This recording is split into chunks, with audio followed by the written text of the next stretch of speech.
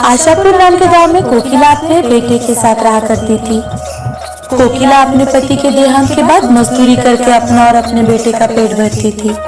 कोकिला रोज कुछ काम ढूंढने के लिए गांव में जाती थी। जब गांव में कोई काम नहीं मिलता था तो कोकिला बहुत दूर जंगल पार करके दूसरे गांव काम ढूंढने जाती। और जब भी वो जंगल में जाती तो वो हमेशा एक नीम के पेड़ के नीचे आराम करने बैठती थी। कोकिला अपने बेटे शाम को स्कूल में भेजती थी। कोकिला को लगता था शाम को किसी चीज की कोई कमी ना हो और वो भी दूसरे बच्चों की तरह बहुत पढ़े ताकि उनके घर के हालात सुधर जाए। इसीलिए वो बहुत मेहनत करती थी। माँ, तुम कितना काम करती हो। आप चिंता मत करो, मैं पढ़कर शहर जाऊंगा और अच्छी नौकरी करूंगा और बहुत पैसे कमाऊंगा माँ। हाँ बेटा, इसीलिए तो मैं मेहनत करती हूँ ताकि तुझे किसी चीज की कोई कमी ना हो। तुम सिर्फ मन लगाकर पढ़ाई करना। हाँ माँ। ऐसे ही दिन बीतते गए। कोकिला को गांव में कोई काम नहीं मिल रहा था, इसीलिए उसे हर रोज जंगल पार कर दूसरे गांव जाना पड़ता। अब कोकिला हर रोज दूसरे गांव से आते वक्त उस पेड़ के नीचे बैठती। उसे मानो उस पेड़ की आदत हो गई थी। वो हमेशा कहती थी, ये पेड़ मुझे हर रोज छांव और ठंडी हवा देता है, लेकिन इसके बदले में इसे कुछ भी नहीं दे पाती। कोकिला हर रोज खाना खाने के लिए उस पेड़ के नीचे ही बैठती थी, तो वो अपने रोटी में से एक नीम वाला पेड़ को देती और उसे पानी भी डालती थी। पानी के कारण देखते ही देखते नीम का पेड़ हरा भरा हो गया। कोकिला खाना खाते वक्त पेड़ से बातें करती। ऐसे ही दिन बीतते गए। शाम बड़ा हो गया और शहर में नौकरी करने लगा था। एक दिन शाम घर आता है और अपनी माँ से कहता है, माँ, अब मुझे बहुत अच्छी नौकरी लग गई है। आज से तुम्हें काम करने की कोई जरूरत नहीं।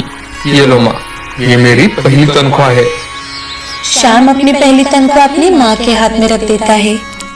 आज मैं बहुत ज्यादा खुश हूँ बेटा, चल हम मंदिर होकर आते हैं। दोनों मंदिर जाकर भगवान का दर्शन करते हैं और घर लौटकर साथ में खाना खाते हैं। दूसरे ही दिन शाम शहर लौट जाता है। आज कोकिला खुश होकर जंगल की ओर पेड़ से बात करने के लिए जाती है और उसे सारी बात बताती है। कोकिला के दिन बहुत खुशी से गुजर रहे थे कि एक दिन शाम घर आता है और अपनी माँ से, माँ, अब तुम मेरे साथ शहर चलो। मैंने शहर में अपने लिए घर खरीद लिया है। नहीं बेटा, मैं अभी तेरे साथ नहीं आऊंगी। अभी तो मैं अपना सब कुछ कर सकती हूँ। शाम को अपनी माँ के बगैर ही शहर लौटना पड़ता है। अब कुछ ही दिनों में शाम को नौकरी में प्रमोशन मिलता है और वो अपने लिए अपने साथ की लड़की ही पसंद कर लेता है। धीरे धीरे उसे अपनी अमीरी पर घमंड आने लगता है। वो अपनी माँ से भी कई कई दिनों तक बात नहीं करता। एक दिन अचानक शाम शादी करके अपनी पत्नी सीमा को लेकर गाँव आता है। अपने बेटे के साथ शादीशुदा लड़की को देखकर कोकिला, ये क्या है शाम? ये लड़की कौन है?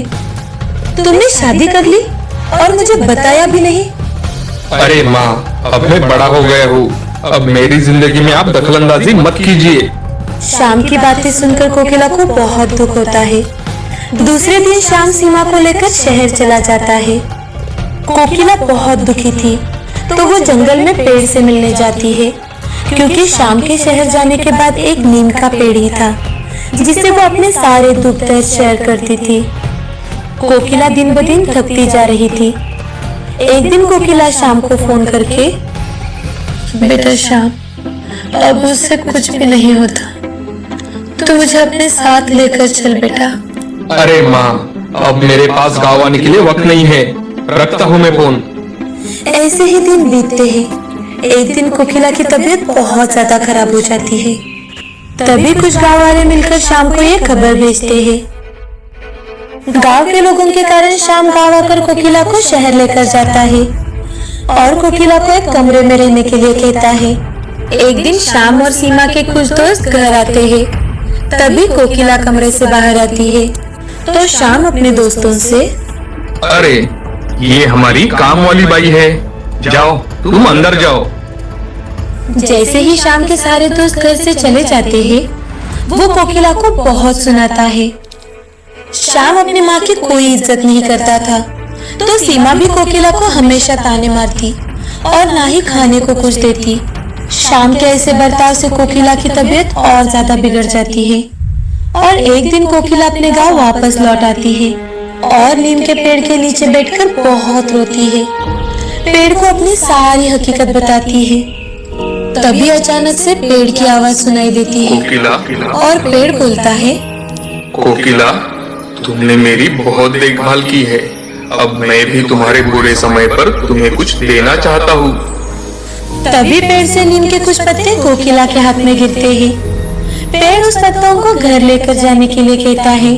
कोकिला घर जाकर देखती है तो वो हैरान हो जाती है क्योंकि नीम के पत्ते अब सोने में बदल चुके थे। अब से कोकिला जब भी नीम के पेड़ के नीचे जाती तब उसे सोने के पत्ते ही मिलते हैं। दिन ब दिन उन पत्तों को बेचकर कोकिला अमीर होती जा रही थी।